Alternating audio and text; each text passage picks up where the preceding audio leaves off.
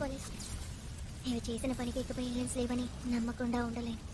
దయ్యాలున్నాయని నేను నమ్ముతున్నాను. అది నన్ను శపించింది. మనం ఇప్పుడు ఏం చేయబోతున్నాం? నన్ను అడిగితే నాకు మాత్రమేం తెలుసు.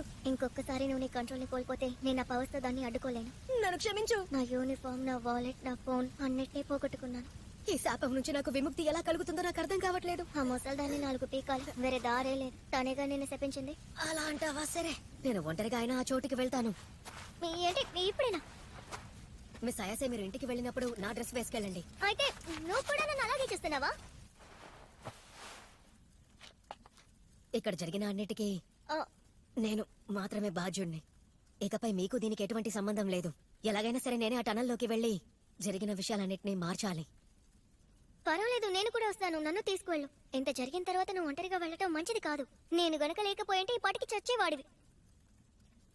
నాలాంటి వాడికి ఇలాంటి అమ్మ హెల్ప్ చేస్తుందా ఏంటి? నువ్వు అనవసరంగా ఎక్కువ ఆలోచిస్తున్నావు.